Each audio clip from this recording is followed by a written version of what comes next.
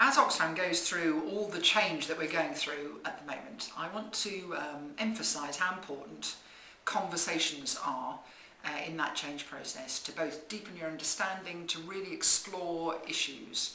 And by way of role modelling, here is a conversation that I've had over a series of weeks with Rosalind Abin, who works at IDS as a researcher. She researches into how organisations, how INGOs can be more effective.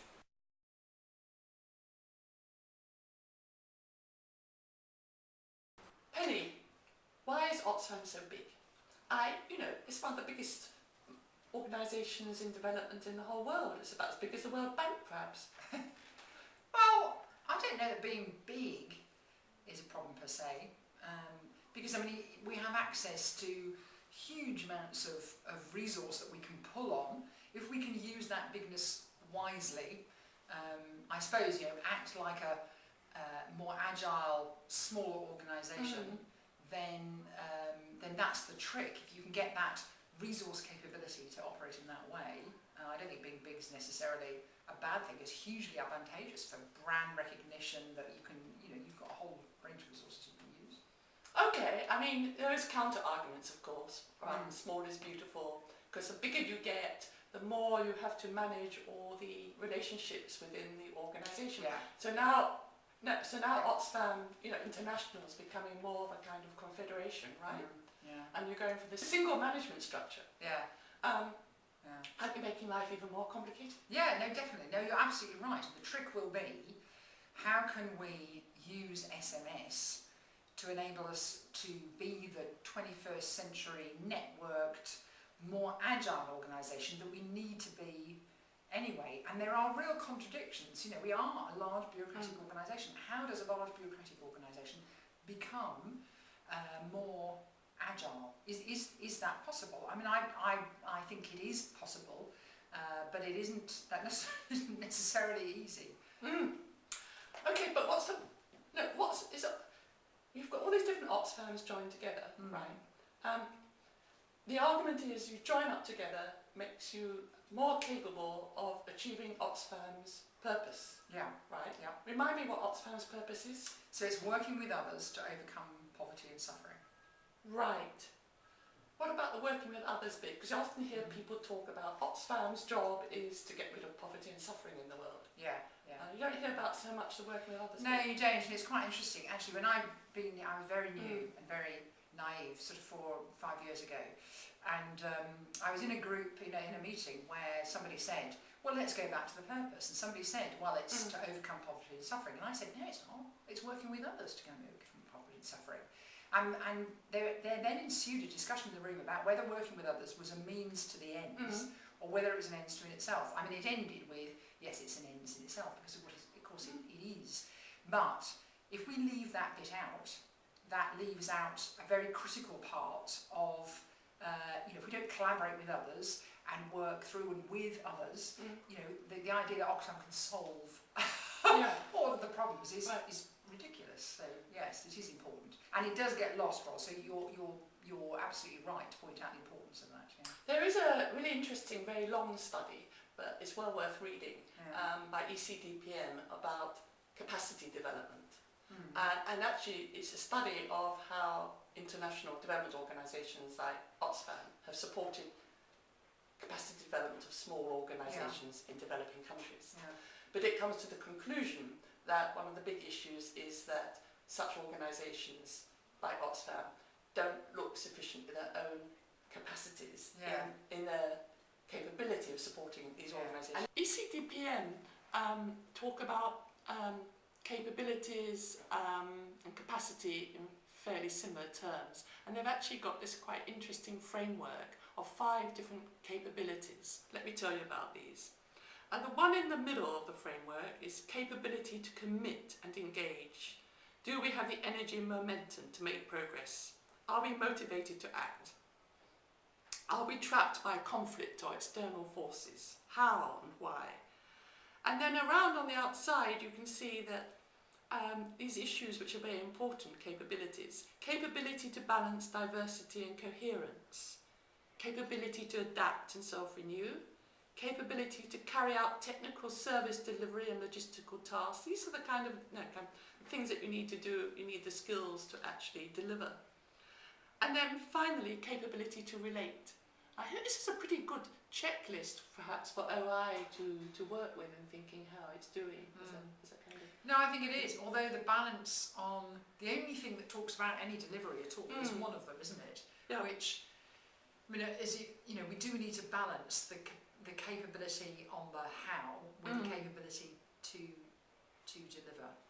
ECDPM looks at capacity as energy. And makes the point that particularly in international development organisations, this gets overlooked. There's a tendency to focus on the what, like in what's actually happened, you explained to me in your own meeting at Oxfam, but other organisations the same. You know, it's the kind of thing, put so much money in and so many kind of vaccinated children come out the other end. Yeah. Actually, it's that whole process of relationship building and working through partners and relationships and negotiations that are the how that lead to the results that you're looking for.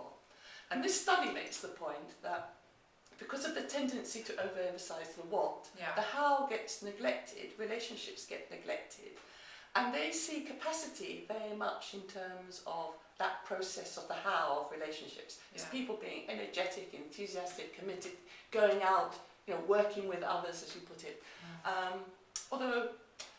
So whether in Oxfam there's been too much emphasis on giving people the technical skills to deliver the what, rather than working on helping them develop the relationships that create the energy. Because if you think of capacity as energy, then the more people you have involved working together, the kind of more energetic it gets, doesn't it? Yeah, that's true. But it is a real balancing act, isn't it? Because I remember when I first started at Oxfam, Barbara gave me, permission to rather luxuriously go around and just talk to lots of people and really understand a bit about the way that Oxfam, programmes and the sort of issues that Oxfam are dealing with. And out of that, the most useful question that I was able to ask is, what does success look like? And what I could see on the ground were these fantastic relationships with partner organisations. But when I asked the question, I got a very surprising answer. Oh right, in order to be successful, I need to fill out my OPAL, my PIPs in time. I need to do my budget and make sure I'm monitoring this, that and the other. It was all about compliance and procedures. And I think it was just that we got the messaging wrong from here around how much we needed to sort of show that we do value those relationships and we want you to make sure you're doing those things on time as well. But it is a balancing act, because if you only focus on the process, it only matters about the quality of the relationships. That isn't right either, is it? No. You have got to have the link between the how and the what. Although your story didn't even make that link, actually, because you told me a story about procedures, and you can get a disgusting situation in which organisations focus on procedures, which don't necessarily lead to results, which are not the same as relational processes.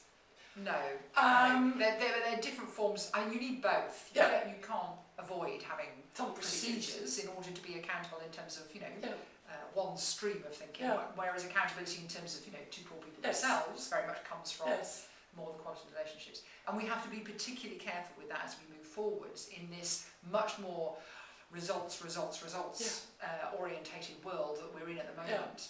To make sure that we include in our results the quality of relationships. I think it's absolutely important, because this ECDPM study, actually from case studies shows that if too much investment in results, neglect capacity, and then in the end the organisation just gets drained. Whereas if you spend a lot of time investing in capacity, you don't always get the results, but there's a better chance of getting results in a sustainable way. But I think one of the problems for big international NGOs like Oxfam at the moment is this tendency to go to the business literature and private sector management studies in order to think, how can we do this? Well, what's wrong with that then? I think there's a lot wrong with it, because an organisation like Oxfam is very, very different from, say, Shell or BP or Coca-Cola or whatever. Yeah, well, we're not trying to make a profit. No, you're not trying to make a profit, exactly. And actually, those organisations, basically, they only even the environmentally responsible ones, they talk about triple bottom line, but in fact they really only have one bottom line. They have to make a profit. If they don't make a profit, they collapse. They don't survive. So it's a lot simpler to understand what success looks like. Exactly, much simpler. Much simpler. And the thing about NGOs is that they have multiple bottom lines. Right. They've got bottom lines about values. Moral. They've got moral commitment. Many of them are committed to social transformation. But they've also got bottom lines about responding to what the boards of trustees want. They've got to bring in income. So they've got all these conflicting demands upon them. And there's It's true, but you know, I think we're more guilty of ignoring what we can learn. I guess the trick is to remain open to learning from the private sector, open to hearing how different people in different sectors do things, but being really really capable, having a lot of capacity on your judgment about what. Well, I only partly agree with you. I'll tell you why. It's because of the dominance of the business sector literature. You know, big corporations have invested in very expensive business management schools all around the world. So if you actually, as an academic, go and look for how much literature is there on how can big international NGOs transform themselves, work with change in order to promote the kind of social transformation they're looking for. There's not much out there, but there's billions of articles, books and journals and everything that are churned out from the business management school. So it becomes a dominant way of thinking, which tends to shape the assumptions, even in international NGOs, about what the world looks like and what our purpose is in it. And that's my worry about it. Well, but that sort of ignores, then, the role of the private sector in development. And we do that, we ignore that at our peril. Not that we necessarily need to become like them, but I guess if anything, you know, Oxfam has embraced over the last few years, if you're going to work on livelihoods, 80% of jobs are provided in the private sector. You know, you have to find some way of working with the private sector, and you need to speak their language in the same way that they need to speak yours in order to find a way of working with others. They're the others in Okay, fair cop, but that's not the same as beginning to think. No. You know, some people I meet, you know, accuse big international NGOs of really being very, very similar to the transnational corporate sector and becoming increasingly far away from, you know, the way you manage yourselves has kind of insidious influence on what you're trying to do. But there's also another interesting challenge for you. Let me pile them on. All right. There have been some studies done. No, they're not completely absent. And there's an interesting study by a man for LSE called Anheuser, who looks at the characteristics of what he calls not-for-profit organisations, and says they have to manage this really difficult balance between what he calls tents and palaces. Tents are like, imagine that you've got a kind of group of pastoralists or nomads, right? And they move from place to place in small groups where there's pasture and where they're happy and the animals can graze. And then they pick up their tents and they go somewhere else. And they're creative and they're flexible and they're responsive to the environment in which they're working. Whereas a palace, you know, it comes along and it builds itself and it's going to last for several hundred years and it's got lots of staff and corridors and offices and stuff. And he says, all the creativity, if you like, that capacity I was talking about earlier, is in the tent dwellers. But you obviously have to have a palace as well. And sometimes the balance doesn't get right. I don't know if that's been right. That's very, very recognisable. And actually I can show you a diagram that we've been, that I use a lot, that sort of explains about Oxfam's history, where pre-1999, where country programs were allowed to do what the hell they liked. That's where Oxfam got its reputation for being incredibly innovative and creative. We then applied a sort of, you know, yes, but you know, you have to have some sort of semblance of order in this, so basics of financial and people management, which is where that whole success looks like the reality wasn't quite matching the rhetoric came from. What we're trying to do now, or where we're headed with SMS, is look, here is the framework in which you need to operate. Within that framework, you make individual judgments based on your context, on the dynamism that's in your environment. If you want to go outside that framework, that may be possible, but you need to seek permission from someone to do that. Right. So that's outside the strategic frame, or outside your sort of permissive frame, if you see what I mean. So that's what we're trying to do. And there is a real tension here, because I know a lot of country staff are asking for, well, where's the process on this, or where's the instructions on that? And there is a very, it's much easier, if you like, to give people the instructions than it is to say, no, there aren't actually. Actually, you're going to have to make your own judgments. Yeah. Now, not to say that we get that right all the time. And I was in Tanzania the week before last, where it was very clear that my sense of empowering the country director had left him in an impossible situation where he was trying to negotiate with another affiliate without sufficient framework. And so that keeping that iterative conversation going up and down the organisation about, but sorry, that's not enough. We need a bit more in the framework for this one, or actually you've given us too much here, is really quite critical, especially at the moment.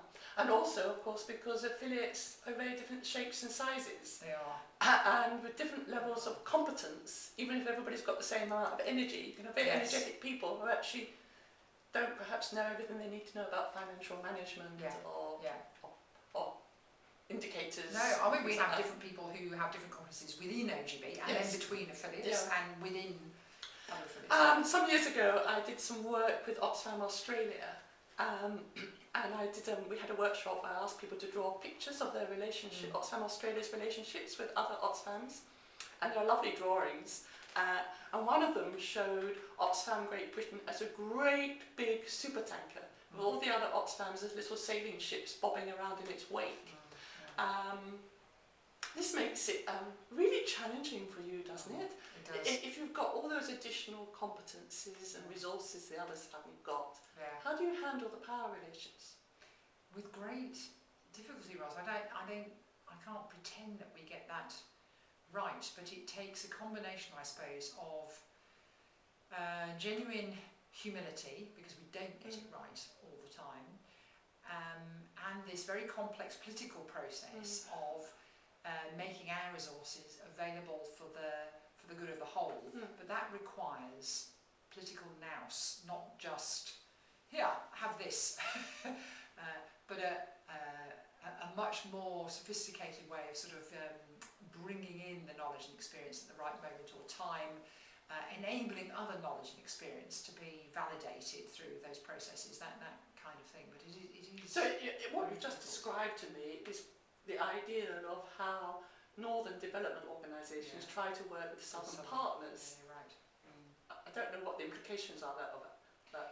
Well, either you could say, therefore, I'm being very patronising, or you could say, it goes back to the thing we were discussing earlier around, if you can't get the relationships right between yourselves, how can you get the relations right between other people, doesn't it?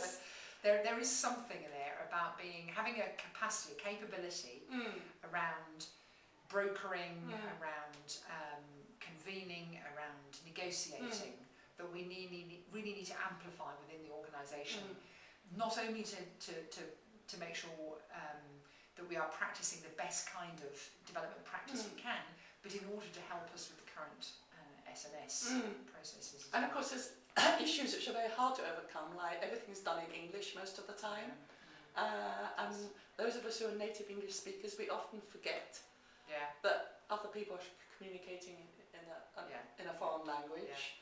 So there's these issues of power. Absolutely. And then sometimes the brokers themselves, can become quite powerful, and try to hang on to knowledge, not communicate it, build up bastions of influence. I can think of examples of good practice and bad practice on that, something we all need to be very conscious of. I mean, some of the other phrases that are used is, OGB is like the big sister. And you can take that two different ways, can't you? Yes. Big sisters often are quite cruel to their younger siblings, but they can also help and sort of show the way. Yes, I think I can't give you any answers, but it's really helpful reminder that we have to be so conscious of those power dynamics. And I think we have to act in the best interests in that kind of interlocutor, as you said, being conscious of our own power, but really trying to yes, find a way forwards, find a new way forwards, not just impose the way. Oddly enough, it's a horrible thing to say, but there's quite a lot of really serious research being done in the kind of military literature on this kind of thing. Well, yeah, yeah. And I was looking at some stuff about NATO, right? And of course NATO is exactly kind of a military equivalent of OI, is what I mean. And you're both in Afghanistan. And NATO took this very seriously apparently, because of course they had bigger and smaller members. They had a secretariat, like OI has a secretariat, but they also apparently really thought through these issues about what they called unity of purpose, unity of comparative unity of command, right? And so I think there was a third unity which I can't quite remember. But one thing they really worked on in that is that they really built up over the years systematic programs of staff exchanges, of shared exercises. You know, they all go out and fight a pretend battle together. They do a lot of shared workshops and things like that. And they seem to have put a lot of effort and thought into how can we actually build ourselves up together as a confederation. And I wondered what extent you've done that. I think what we haven't got secondments and exchanges going on between affiliates, actually. That's a very good point. What we've tried to do is make sure that people in the Secretariat are from a range of different affiliate perspectives, and we've tried to make sure that any groups that are doing some of the design are cross-affiliate groups, but we all come at it from our own affiliate perspective rather than more of a shared understanding that you get through exchanges and secondments. I think it's a good point. And we do have staff that we've either nicked or lent to other affiliates. That's not quite the same thing, isn't it? No, you're right. Although it's a bit scary when you're talking about the centrality of command isn't something. Well, I suppose it is in humanitarian situations. Actually, we have got structures in the SMS process that allow for that, where you need that kind of speedy decision making and command and control. But we're not going for centralised command in our, if you like, long-term development programming or in our campaigning. It's much more done through, you know, finding a group that will make good decisions for all of us, and then enabling different affiliates to play to their different strengths, and play to that diversity, that huge resource again that we've got of that diversity within OI. Yeah, and the diversity, of course, also plays out in country programmes, doesn't it? Yeah. I sometimes think when an organisation is going through major change processes, like you are at the moment at SMS, there's a tendency to focus inward and not think about how is what's going on shaped by the external environment, which is constantly changing anyhow. No, and that is definitely happening.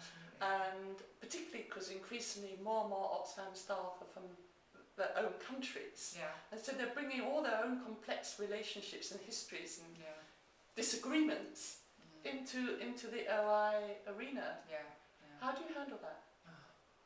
That is really a huge challenge, and I guess, you know, we tend to talk about diversity as being a very positive thing, but it's only a positive thing, isn't it, if you actually use the diversity that you've got either within the staff or across OI, however you look at it.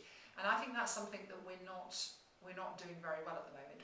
And to me, I don't know whether this sounds right to you, but what we haven't done is we haven't identified what the different strengths are amongst the different affiliates. And actually there's a real worry and anxiety about doing that. People don't want to, are very anxious that if OGB starts deciding who's strong and weak at what.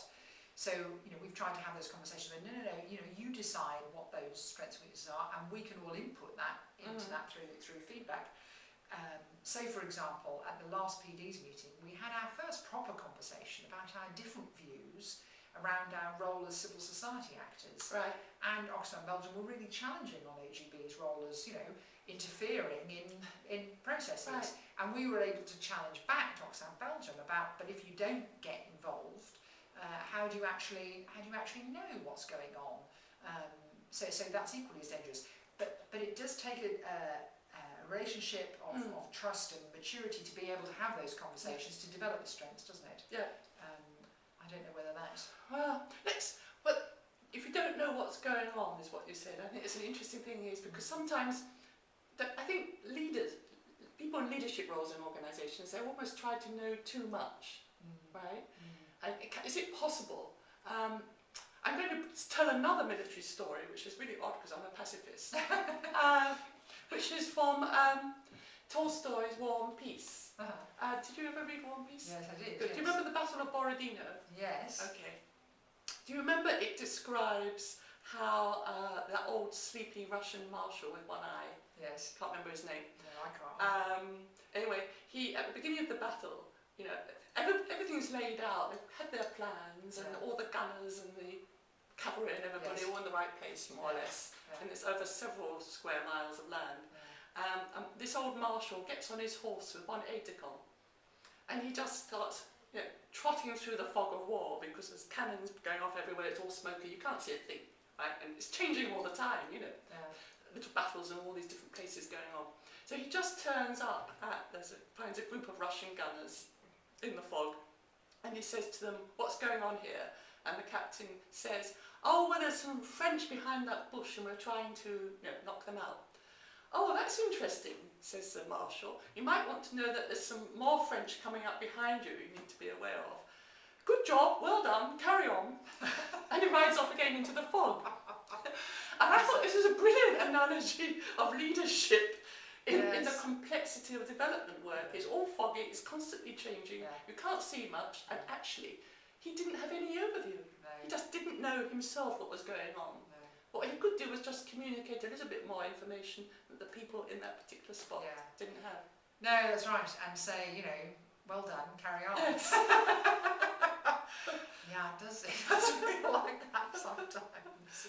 So what would you say? I mean, I don't know what extent this is relevant for you, but what do you think are the leadership challenges then in this adaptable, responsive, agile, 21st century networked international organisation? Well, what does? Yeah, no, and it's a leadership role that we all share. This isn't owned by me, but one we all share around what does the vision look like if you want to be a very capable organisation in, I suppose, sort of planned opportunism in making sure that what you've got is a capability to watch what's happening, seek out the opportunities for change, and you've got a very clear knowledge of your own identity and strategic intent that will allow you to actually make the most with other people of that opportunity for change. I mean, what does, the vision maybe is a vision of an organisation with a particular capability around agility,